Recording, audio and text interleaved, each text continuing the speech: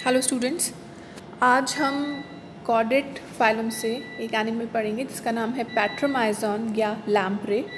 ये phylum Chordata का member है क्योंकि इसमें जीवन की किसी भी एक अवस्था, चाहे वो वयस्क हो चाहे लार्वा अवस्था, उसमें नोटोकॉर्ड, नर्व कॉर्ड और फेरिंजियल गिल स्लिट्स पाई जाती हैं। जैसे हमने पहले पढ़ा था कॉर्डेटा वर्ग के 3 मुख्य लक्षण, तो ये इसके जीवन में कभी न कभी पाए जाते हैं।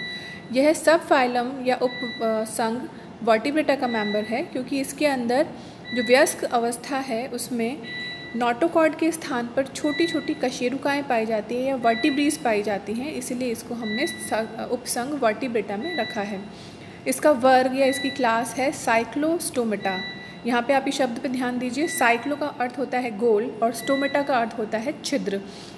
जब भी हम पैट्रोमाइजॉन की मुंह की बात करते हैं या इसके आगे के पोर्शन की बात करते हैं तो इसमें जो इसका अग्रभाग है, आगे का पोर्शन है, वो गोल एक खुले कप के समान या एक खुले गोले के समान होता है, इसीलिए इसका जो वर्ग है वो साइक्लोस्टोमेटा रखा गया है। इसका जीनस है पैट्रोमाइजॉन।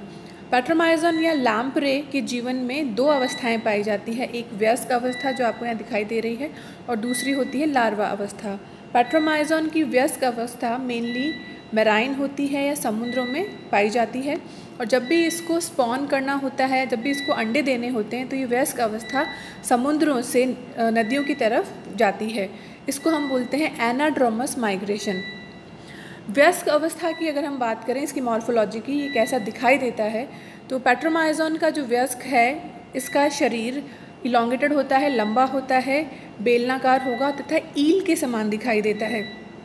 इसके शरीर पर स्केल्स या शल्क अनुपस्थित होंगे और शरीर सिर, धड़ और पूंछ 3 भागों में विभक्त होता है, लेकिन ये भाग आप अलग अलग पहचान नहीं सकते, अलग अलग विभेदित नहीं कर सकते हैं। जैसे आप यहाँ नहीं बता सकते कि सिर कहाँ ख़त्म हुआ है, धड़ कहाँ ख़त्म हुआ है और पूंछ कहाँ से शुरू हुई है, लेकिन एक जैसे डिमार्केट हम करना चाहें, पहचानना चाहें, तो सिर के ऊपर आँखें प्रेजेंट होती हैं और इसके गिल स्लिट्स प्रेजेंट होती हैं। ऐसे ही जहाँ धड़ और पूंछ मिलती है उस जगह पे इसकी क्लोएका या अवस्कर द्वार प्रेजेंट होता है। पैट्रोमाइजॉन के शरीर में पेयर्ड स्केल्स, पेयर्ड फिन्स नहीं पाए जाते। जैसे हम मछलियाँ जब देखते हैं, मछलियों को जब हम पढ़ते हैं तो उनकी बॉडी में पेक्टोरल और पैल्विक 2 तरह के फिन्स होते हैं जो शरीर के दोनों तरफ उपस्थित होते हैं, लेकिन यहाँ अगर हम पैट्रोमाइजॉन को देखें तो इसकी बॉडी के अंदर अयुग्मित फिन्स पाए जाते हैं। जैसे ऊपर की तरफ आप देख सकते हैं डॉर्सल फिन और पीछे की तरफ है इसका कॉर्डल फिन। डॉर्सल फिन जो है वो एक खांच के द्वारा अग्र और पश्च या फर्स्ट या सेकंड डॉर्सल फिन में विभक्त हो गया है।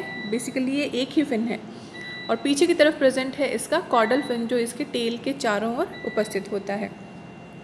इसकी बॉडी के अंदर अगर हम देखें कौन कौन से छिद्र पाए जाते हैं, तो सबसे आगे की तरफ जहाँ इसका माउथ है वहाँ पर इसमें बकल फनल या एक कप के समान संरचना होती है जिसके बीच के अंदर इसका माउथ ओपन होता है।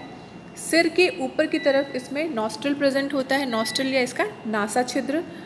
सिर पर आँखें हैं, आँखों के जस्ट पीछे इसमें 7 जोड़ी गिल छिद्र उपस्थित होते हैं। तो देखिए अभी हमने पढ़ा है मुख, नॉस्ट्रल और गिल छिद्र। इसके अलावा इसकी बॉडी पे संपूर्ण लंबाई में जो ट्रंक होता है उस पर सेंसरी पोर्स प्रेजेंट होते हैं जो कि लेटरल लाइन होता है, जो इसको बाहर के वातावरण का या उसमें जो भी हलचल हो रही है उसके बारे में ज्ञान कराता है। धड़ और पूंछ का जो जहाँ मिलती है उस जगह पे इसका अवस्कर प्रेजेंट होता है। इस अवस्कर में इसके मूत्राशय और मलाशय दोनों आकर खुलते हैं। तो ये इसकी बॉडी की ओपनिंग्स हैं। अब अगर हम इसकी मेन बकल फनल की बात करें या बॉडी के शुरुआत में एंटीरियर एंड पे जो स्ट्रक्चर प्रेजेंट है उसकी अगर हम डिटेल पढ़ें तो एंटीरियर मोस्ट एंड पे एक उल्टे कप के समान संरचना होती है जिसको हम कहते हैं बकल फनल। ये बकल फनल बेसिकली हमेशा खुला रहता है, इसलिए इसको साइक्लोस्टोमेटा वर्ग में रखा गया है। उल्टे कप के समान संरचना है और ये पतली झिल्ली से ढका रहता है, पतली झिल्ली से आवृत होता है और इस झिल्ली को हम बोलते हैं मार्जिनल मेम्ब्रेन। इस मार्जिनल मेम्ब्रेन के किनारों पर कुछ उभार पाए जाते हैं, जो मेम्ब्रेन है वो थोड़ी मोटी हो जाती है, उभर जाती है, जिसको हम बोलते हैं ओरल फिम्ब्री या ओरल पैपिला। इन उभारों के बीच में कुछ लंबे प्रवर्ध भी पाए जाते हैं। इन लंबे प्रवर्धों को हम बोलते हैं बक्कल सिराई या सेंसरी सिराई, जो कि इसको सेंस करने में या बाहर की संवेदनाओं को जांचने में इसकी हेल्प करती है, इसकी मदद करती है। बक्कल फनल के अंदर पूरे में अलग अलग रोज़ में अलग अलग पंक्तियों के अंदर दृढ़ हॉर्नी और पीले रंग के दांत पाए जाते हैं, जो कि अलग अलग आकार के होते हैं और अलग अलग पंक्तियों में व्यवस्थित होते हैं। यहाँ आप इसका वास्तविक चित्र देख सकते हैं कि एक्चुअल जो पेट्रोमाइजोन है वो इस तरह का होता है, इसका बक्कल फनल इस तरह का है। इसके बक्कल फनल में जो दांत प्रेजेंट है या इसकी जो ओरल पैपिला थी या बक्कल फनल का खुद का जो स्ट्रक्चर है, ये बेसिकली इसको किसी दूसरे प्राणी या जैसे फिशेज़ हैं उनकी बॉडी पे अटैच होने में हेल्प करता है। पेट्रोमाइजोन का जो वयस्क प्राणी है, जो वयस्क पेट्रोमाइजोन है, ये बेसिकली मछलियों पे पैरासाइट के फॉर्म में पाया जाता है। मछलियों की बॉडी पे बाहर की तरफ चिपक जाता है अपने बक्कल फनल की सहायता से, एक तरह से निर्वात या सक्शन क्रिएट करके बॉडी पे चिपक जाएगा और अपने दांतों से और बीच में जो मुंह प्रेजेंट है, इस मुंह के अंदर जो टंग पाई जाती है, उस टंग के ऊपर भी छोटे छोटे से दांत प्रेजेंट होंगे, टीथ प्रेजेंट होते हैं। तो जब भी किसी मछली के ऊपर चिपक जाता है, चिपकने के बाद में ये अपने मुंह से अपनी जीभ को बाहर निकालेगा। और जैसे आपने आरी देखी होगी या सौ देखा होगा, तो आरी को जब भी आप किसी चीज़ पे चलाते हैं तो उसकी जो दांत या उसके जो उभार होते हैं उससे उसके रगड़ से बार बार रगड़ से वो चीज़ कट जाती है, चाहे आप लकड़ी पे चलाएं या किसी भी और चीज़ पे। बिल्कुल उसी तरह जब पेट्रोमाइजोन किसी मछली से अटैच हो जाता है अपने बक्कल फनल की सहायता से और अपनी जीभ को बार बार निकालकर उसकी मछली की त्वचा पर रगड़ता है, तो वहाँ पर छिद्र हो जाता है, वहाँ पे घाव बन जाता है और उससे रक्त जो है वो रिसने लगता है और ये रक्त सीधे इसके माउथ के अंदर जाता है या सक्शन से वो अपनी बॉडी के अंदर सक कर लेता है।